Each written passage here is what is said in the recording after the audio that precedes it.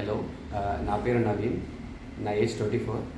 నేను బెంగళూరులో ఉంటాను. బెంగళూరులో జాబ్ చేస్తాను. మరి యాక్చువల్ నేటివ్ ప్లేస్ వచ్చేసి నిర్మల్. అండ్ నాకు చిన్నప్పటి నుంచి సైనస్ అండ్ ఆస్తమా ప్రాబ్లం ఉండింది. అండ్ లాస్ట్ 3 years బ్యాక్ నాకు హెచ్పైలో అటాక్ అయింది. అండ్ దాని తర్వాత క్యూర్ అయిన తర్వాత ఐబిఎస్ ప్రాబ్లంకి దారితీసింది. అండ్ లాస్ట్ 2.5 years నుంచి నేను ఐబిఎస్ ప్రాబ్లం ఫేస్ చేస్తున్నాను.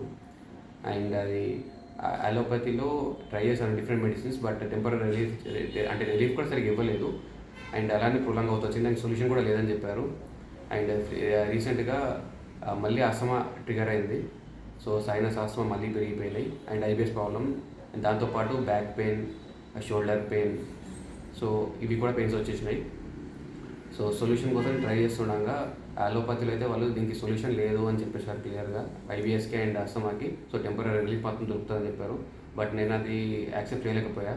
సో ఇంకేనా మెథడ్స్ ఉన్నాయని చూస్తే నాకు సరోజ్ గారు గుర్తొచ్చారు. ఒకసారి ఆమెతో మాట్లాడదాం అనుకున్నాను. అంటే ఆమె ఎలా కలిసానంటే ఆమె మా విపాసన టీచర్ అన్నమాట. సో నేను స్టేటస్ చూసి అక్కడ నుంచి ఒకసారి ట్రై చేద్దాం పంచకర్మ థెరపీ అని ఇటు సైడ్ వచ్చిన చూద్దామని. బట్ ఆఫ్టర్ నేను 8 days అని ట్రీట్మెంట్ తీసుకొని ట్రీట్మెంట్ తర్వాత అయితే I'm feeling much better. So yearly around 40-50% results ఉన్నాయి. బెటర్ ఇంప్రూవ్మెంట్ వచ్చింది. And I'm hoping like 100% results వస్తాయి. ఇంకా నెక్స్ట్ అనదర్ 3 months మెడిసిన్స్ వాడిన తర్వాత అనుకుంటున్నాను. బట్ మేడంతో లైక్ ఫస్ట్ కన్సల్టేషన్ తీసుకున్న రోజు అండ్ నియర్లీ 4 hours వరకు కన్సల్టేషన్ అయింది. అప్పుడు నాకు చాలా కాన్ఫిడెన్స్ వచ్చింది. ఓకే, దీనికి కంప్లీట్ క్యూర్ ఉంటుంది అని చెప్పేసి ఈ డిజీజ్ అని డెడికేటెడ్ టైం. అండ్ సో ఇంకోటి ఏంటంటే నేను ఆస్తమాకి ఇన్హేలర్ వాడినప్పుడు స్టెరాయిడ్స్ టైప్ ఉండేవాడిని. అండ్ దానివల్ల స్కిన్ పైన డిఫరెంట్ ర్యాషెస్ వచ్చినాయి. సో ఆస్తమా అది జస్ట్ కంట్రోల్ అవుతుంది, క్యూర్ అవ్వట్లేదు. ఎట్ ది సేమ్ టైం అది క్యూర్ కాకుండానే స్కిన్ పైన ర్యాషెస్ ఎక్కువ అవుతున్నాయి. సో ఏంటంటే ఇంకా వేరే డిసీజ్కి దారితీస్తుంది. సో ఇది కరెక్ట్ కాదని చెప్పేసి ఇన్హేలర్ కూడా ఆపేసాను. అండ్ ఇక్కడికి వచ్చిన తర్వాత 8 days నుంచి నాకు ఎలాంటి ఆస్తమా అటాక్స్ కానీ సైనస్ అటాక్స్ కానీ ఏం అవ్వలేదు. అండ్ ఓవరాల్గా నా బ్రెత్ కూడా కొంచెం నార్మల్ అయింది. And I'm feeling easy to take breath. And stomach కూడా బ్లోటింగ్ ఏం అవ్వట్లేదు, గ్యాస్ ప్రాబ్లమ్ ఈ మధ్య ఏం ఇబ్బంది అవ్వట్లేదు. మోషన్ అయితే చాలా వరకు కొంచెం బెటర్ అయింది. అండ్ మేబీ ఇంకో 2-3 months తర్వాత నేను క్లియర్గా చెప్పగలుగుతాను. Maybe 100% confidence. So but feeling much better నా. అండ్ ఇక్కడ ఎలా అనిపించింది నీకు? అండ్ ఇక్కడ యాంబియన్స్ చాలా బాగుంది. అండ్ నాకు చాలా బాగా కేర్ తీసుకున్నారు నా గురించి. అంటే టైంకి తీసుకెళ్ళడం, ఫుడ్ కానీ. అండ్ ఇక్కడ ప్లేస్ కూడా చాలా నీట్గా, క్లీన్గా, హైజీనిక్గా ఉంది. మంత్రాస్ అండ్ బ్యాక్గ్రౌండ్లో ఈ మంత్రాస్ ఉన్నాయండి, చాలా బాగా. అంటే అవి వింటూ ఉంటే మంచి ఫీల్ వస్తుంటుంది, ఒక టెంపుల్ ఉన్న వైబ్ వస్తుంటుంది. సో ఒక రిలాక్సింగ్ అనిపిస్తూ ఉంటుంది. డాక్టర్ తిడుతుందా బాగా? తిట్టింది కదా డాక్టర్ కొంచెం స్ట్రిక్ట్ అండి. మంచిదినా మంచిది కాదునా? ఎవరి కోసం తిట్టేది? అంటే డెఫినెట్గా అది కూడా ఒక మందు. అంటే ఒక్కోసారి అంటే టైంకి ఉండాలి, టైంకి ట్రీట్మెంట్ జరగాలి, టైంకి మెడిసిన్స్ వేసుకోవాలి. సో అట్లా డిసిప్లిన్ ఫాలో అయితేనే. మళ్ళీ చెప్పినవి ఫోకస్గా వినలేకపోతే, మెడిసిన్స్ గురించి చెప్పినవే చెప్తే పేషెంట్గా అట్లా డాక్టర్ ఎంత కష్టపడుతున్నారు, పేషెంట్ అంతకన్నా ఇంకా కష్టపడాలి కాబట్టి అన్ని గుర్తుపెట్టుకోవాలి. సో థెరపిస్ట్ ఎట్లా నీకు ట్రీట్మెంట్ ఎట్లా ఇచ్చారు? థెరపిస్ట్ చాలా ప్రొఫెషనల్గా ఉన్నారు, చాలా బాగా ట్రీట్మెంట్ ఇచ్చారు. అండ్ ఓవరాల్గా అయితే అంటే ఎక్సలెంట్ థెరపిస్ట్. నువ్వు ఎక్కడ ఉన్నావు ఇప్పుడు? నువ్వు బెంగళూరు నుంచి వచ్చావు కదా, సో అకామిడేషన్, ఫుడ్ ఎక్కడ నీకు? అకామిడేషన్ వచ్చేసి సరోజ్ గారు వాళ్ళ పాత ఇంట్లో ఇచ్చారు. అక్కడ ఆల్రెడీ థెరపిస్ట్ ఉంటున్నారు, వాళ్ళతో పాటు ఉన్నాను నేను. సో బయట ఎక్కువ కాస్ట్ ఉంది కాబట్టి నేను అడ్జస్ట్ చేసుకోవాలి కాబట్టి అక్కడ ఉంటానని చెప్పాను. సో 9 days అక్కడే గడిచిపోయాయి. అక్కడ మంచి టైంకి ఫుడ్ అందించారు. అండ్ సరిపడంత ప్లేస్ ఉంది, టైంకి మెడిసిన్స్ వేసుకున్నా. అండ్ అక్కడే థెరపిస్ట్ ఉంటారు కాబట్టి రావడం పోవడం ప్రాబ్లం అవ్వలేదు. సో ఈజీగా అయిపోయింది ఓవరాల్ ట్రీట్మెంట్ అయితే.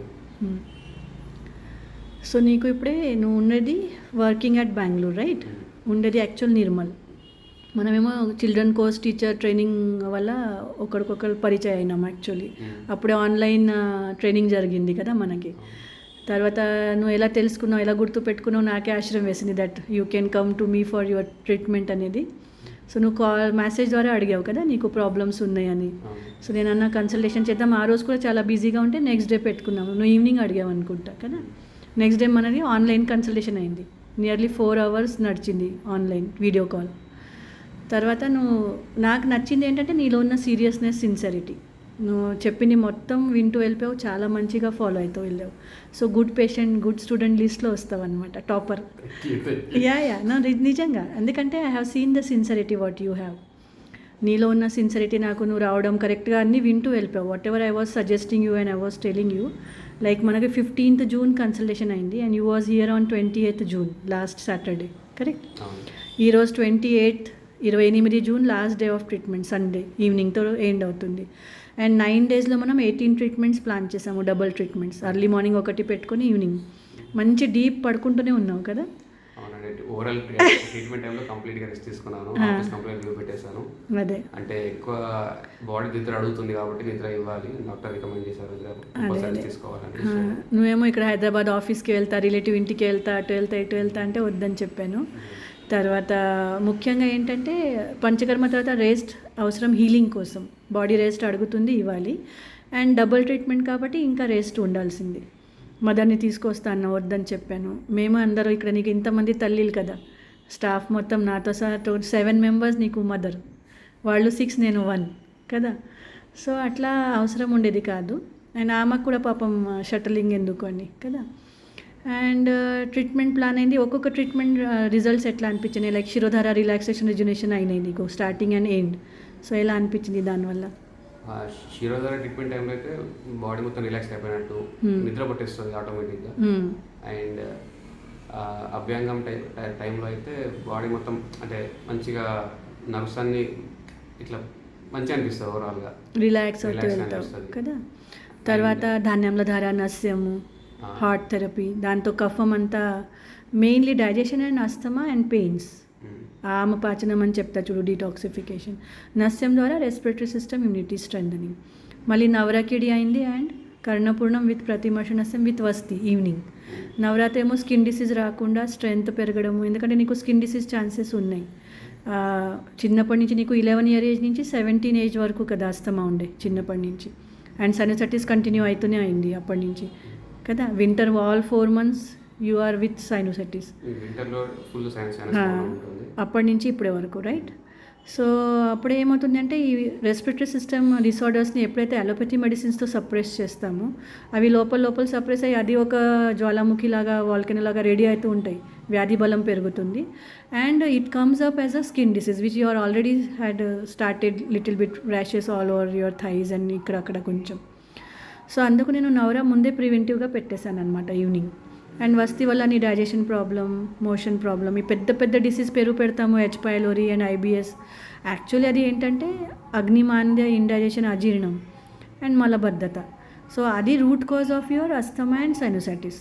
సో రూట్ దగ్గర వర్క్ చేస్తాం కాబట్టి, అప్రూట్ చేస్తాం కాబట్టి కంప్లీట్ క్యూర్ వచ్చేస్తుంది అనమాట. ఓకే.